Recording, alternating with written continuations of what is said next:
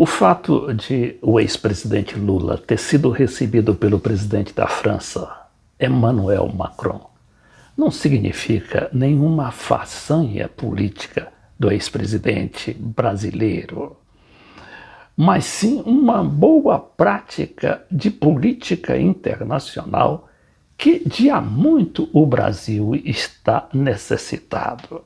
Ora, quem é o Macron? Macron, um banqueiro, presidente da França, homem de direita, não é? Direita, sim, uma direita esclarecida, mas que tem diálogo, inclusive, com o Putin e com os chineses.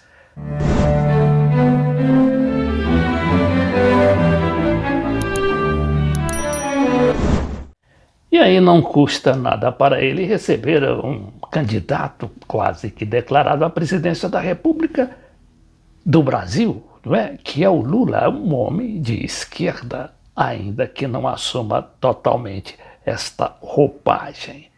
E aqui no Brasil, o que acontece com essa política internacional, que a gente também chama de política externa, que só faz desandar? Como mostram aí as nossas difíceis negociações com a China para liberar a exportação da carne. E por que não falar nas estripulias da presidência da República, que atrasaram em muito a adoção no Brasil do sistema 5G, a nova geração de internet e de celulares. Às vezes a gente, cidadão comum, não dá muita bola para essa questão da política externa. Mas é lá no exterior onde tudo é definido e que uma presença marcante do Brasil só pode acontecer a partir de uma visão não de esquerda ou de direita ou extrema-direita, mas uma visão prática, pragmática do que acontece naquele mundo. De que exemplo o próprio Macron da França e o nosso Lula aqui no Brasil, quando ele foi presidente, não é? E que não foi à toa que o Lula foi um dos presidentes mais bem relacionado no mundo, inclusive com os presidentes dos Estados Unidos, tanto o George Bush quanto o Barack Obama. O mesmo, a gente tem que convir, não aconteceu com Bolsonaro, que fez da política externa quase que uma subpolítica, desprezou inclusive o próprio Macron, que agora está dando o troco com o Lula, não é? E quis ali, conjuntamente com o prestígio que tinha na época do Trump e os israelenses, não é? O Bolsonaro esteve lá em Israel e também se empolgou com aquelas políticas de ultradireita de Benjamin Netanyahu. E aí prometeu mundos e fundos. Por exemplo, ele chegava a dizer que ia importar de Israel para o Brasil o processo de dessalinização da água para minorar a questão da seca no Brasil. E ainda falou na contratação de drones para abater bandidos. No que levou aquilo? Queria que o Brasil reconhecesse Jerusalém, uma cidade disputada por 3 religiões diferentes, como única capital de Israel. Claro, o Trump podia ter feito aquilo, né? E até a pobre Guatemala, lá aqui na América Central, também o fez. Mas não tinha as implicações que tem aqui no Brasil. E aí o que aconteceu?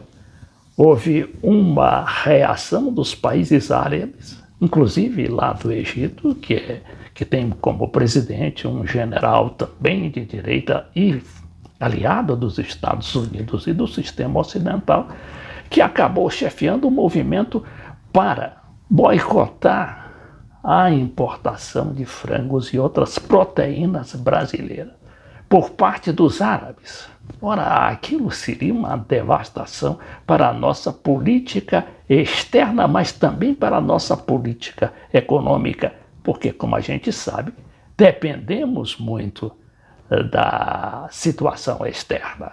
E agora vem essa questão da carne, não é?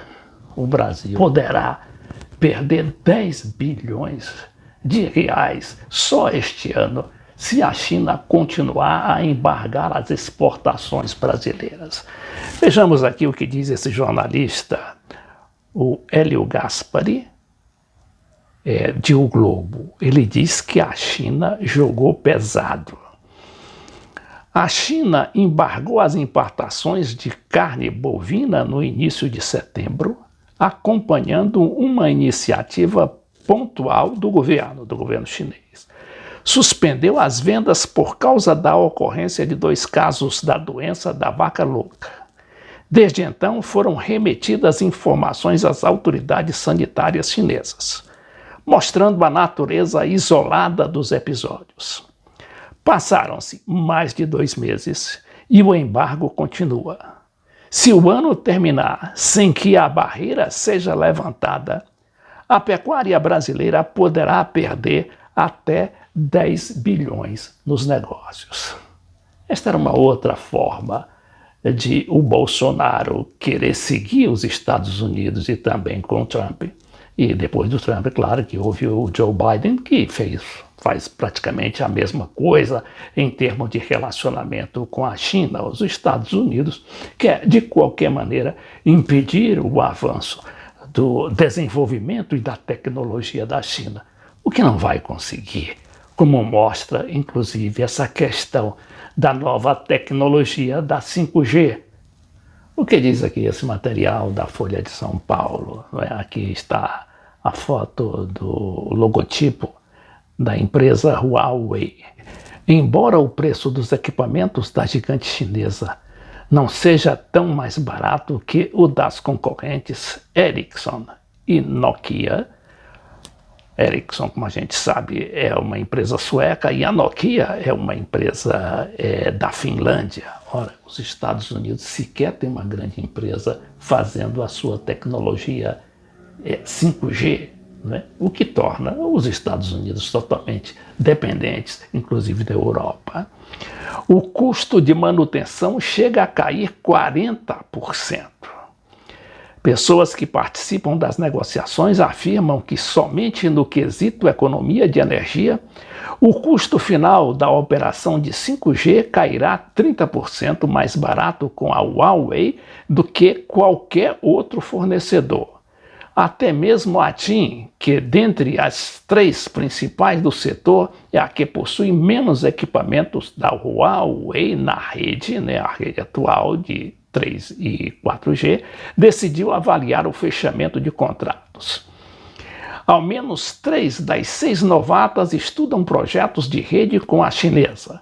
Essas novas operadoras venceram o leilão arrematando blocos regionais de 5G. Então aí está mais do que evidente, não é, de que os Estados Unidos já não são aquela onipotência todo-poderosa que arrasta consigo todas as nações do mundo. Se viu aí que os Estados Unidos já dependem da tecnologia europeia para instalar a sua própria 5G. O que dizer do Brasil, então? O Brasil, ainda que com Bolsonaro, acabou caindo na real e apelando para um comércio e para uma tecnologia mais atual e mais barata, que é justamente a tecnologia chinesa a partir daquele fornecimento da grande empresa, a Huawei. Até hoje, sob graves e tensas sanções a partir do governo de Washington.